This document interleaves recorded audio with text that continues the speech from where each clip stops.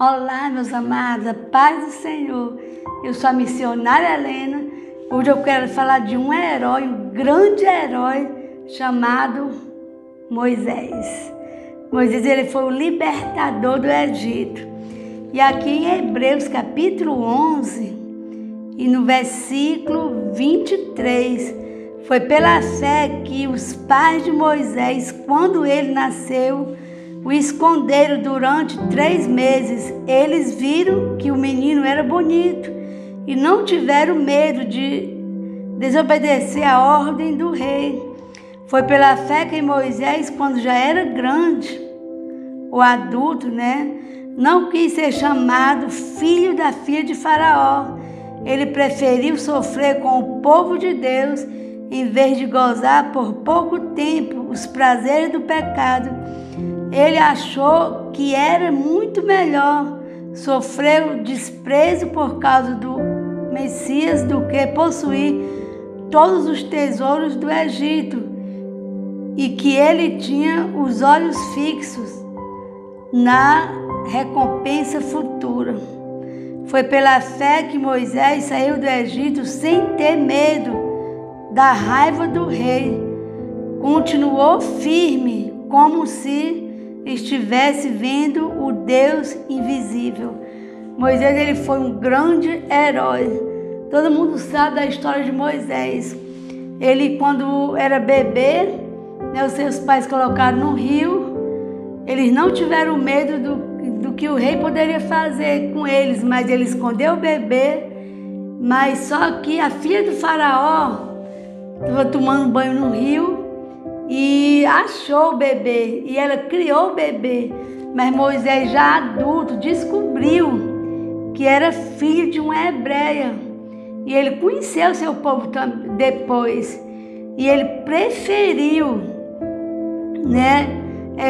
continuar, no seu coração, assim, em Deus, do que acreditar ou do que viver todas as riquezas do Egito.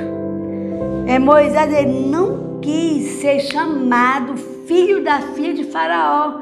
Aqui diz que pela fé ele preferiu sofrer com o povo de Deus. Ele foi quem libertou o povo ali do Egito. Ele poderia, por muito tempo, viver ali naquela riqueza, desfrutar, gostar de estar no meio daquele povo ali do Egito, ali no palácio, viver ali como rei, digamos assim, como príncipe, viver ali no meio da riqueza. Mas não, a riqueza dele não estava naquela terra, não estava naquelas coisas. Os olhos dele estavam fixos em Deus, no Deus do invisível.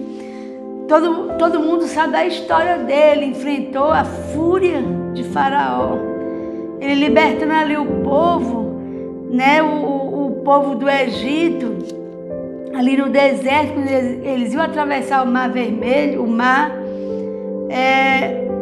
o povo do Egito vieram sempre. O Faraó mandou que viesse, os seus cavaleiros, seu povo do exército dele lá, para destruir, para matar o povo de Israel. Mas nós sabemos que Deus, ele guarda sempre o seu povo.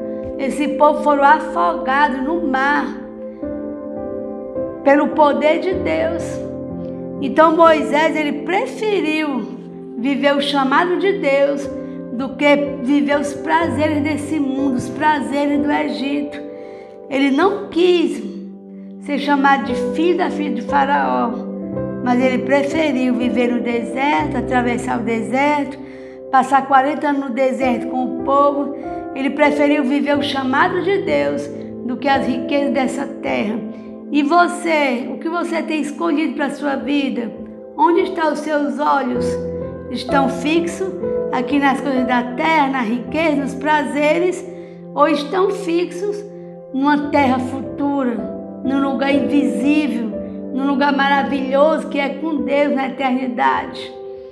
Então, aqui a história de Moisés fica como exemplo para nós, que ele rejeitou toda a riqueza de Faraó e preferiu sofrer com o povo de Deus. Então é muito melhor deixar todos os prazeres dessa terra, os prazeres da carne, a riqueza daqui. Nós sabemos que nós morremos, deixamos tudo nessa terra, mas quem morre com Cristo sabe que tem uma vida eterna.